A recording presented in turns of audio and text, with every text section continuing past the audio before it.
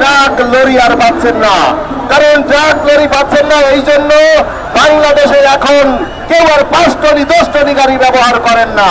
তাই truck lorry যখন আপনারা অসহায়ের মতো খুঁজছেন, আগামী দিনে আপনারা আমাদের মতো এই রকমের এই নায়িকাতে দিয়ে নিজুম রুবিনাকে দিয়ে যখন আমাদেরকে হয়রানি করবেন, আগামী দিনে আপনারাও আমাদের সেবা পাবেন না।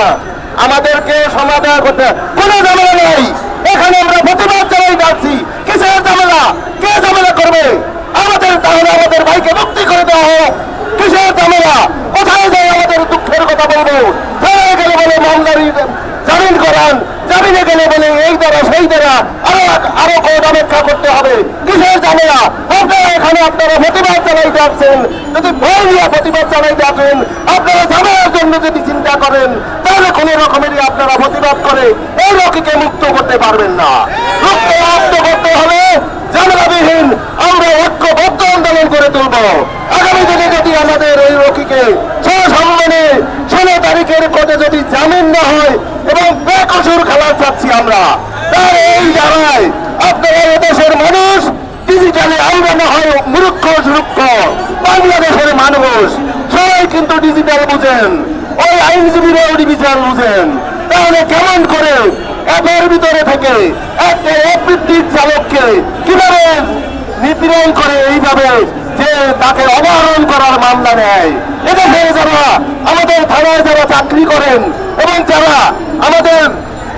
আমাদের যারা প্রশাসন, তারা কিভাবে এই রকিকে পাহাড় থেকে ডেকে নিয়ে চালান করে দিয়ে আজকের তার জীবনটাকে বিভণ্ড করে তুলেছেন।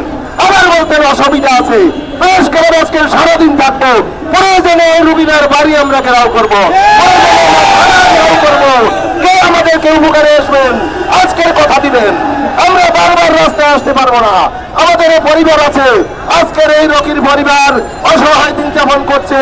আপনারা জানবেন সেই পদশ্রী থেকে করে যেতে হলে, সদরঘাট যেতে হলে একটা মানুষের একদিন চলে যায়। ওই মহিলা কোথায় টাকা পায়? ওই মহিলার তো হাজবেন্ড দিন আনে দিন খাইতো। আজকের এই মহিলার পাশে আমরা বাংলাদেশের সকল একভিত্তিক গাড়ি চালক ঐক্যবদ্ধ হয়েছি। তাই আমাদের ভয় ভীতির উঠতে ওঠে এই রকির পাশে থাকতে হবে এবং আগামী দিনে এই কোর্টের সামনেও যেতে হবে।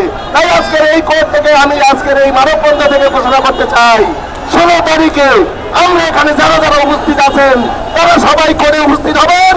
কে কে আছেন রাজি হন, কে কে আছেন আমরা সবাই চুপ ম্যাজিস্ট্রেট কোর্টের সামনে যাব। আমরা সবাই লাল পতাকা নিয়ে ম্যাজিস্ট্রেট কোর্টের সামনে যাব। আমাদের ভাইকে মুক্তি দিতে হবে। আমাদের ভাই আর জেলে থাকতে পারবে না।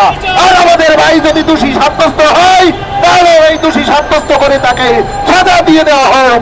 এবং আমি রামপুরা থানার পুলিশ প্রশাসনকে বলবো, আপনারা অনতি বিলম্বে এটাকে তদন্ত করে আগামী 16 তারিখে এই রিপোর্ট নিয়ে রামপুরা থানার যিনি আইও আছেন সে আশা করি করে উপস্থিত থাকবেন। আজকে যারা এখানে আমাদের সামাজিক যোগাযোগ মাধ্যমে যারা আছেন তারা আমার কথাগুলো প্রচার করবেন। আর আগামী দিনে আমরা চালক সমাজ, আমরা রেজিস্ট্রারভুক্ত চালক সমাজ, আমরা সরকারকে ট্যাক্স দেই, ভোট দেই, তারপরেই গাড়ি চালাই। আমরা সরকারকে যখন ট্যাক্স দিয়ে গাড়ি চালাই, আজকে দেখেন আমরা কিন্তু সেই সুবিধা সরকারের কাছ থেকে বিগত 55 বছরেও পাই নাই। আগামী দিনে এই সুবিধা পাওয়ার জন্য আমাদেরকে ঐক্যবদ্ধ হতে হবে, আমাদেরকে লড়াই করতে হবে। এই লড়াই সংগ্রামে সকল চালক সমাজ ঐক্যবদ্ধ হতে হবে। তাই আমি আর কথা বাড়াবো না, আপনারা যারা বক্তব্য রাখবেন। আজকের যারা এখানে উপস্থিত হয়েছেন তারা যেন আমরা কারো ডাকে সাড়া দিয়ে না, একভিত্তিক সমাজ, একভিত্তিক আমরা যারা ইউনিয়ন করি তাদের মেসেজ দেখে, তাদের অনুপ্রেরণায় দেখে আপনারা সবাই সব সময় ডাকে সাড়া দিবেন। লোক যখন জড়ো হবে মানুষ বুঝবে যে আমরা আছি। তাই আমরা আজকে রকির পাশে আছি, আগামী দিনে আমার পাশেও আপনারা থাকবেন। ধন্যবাদ।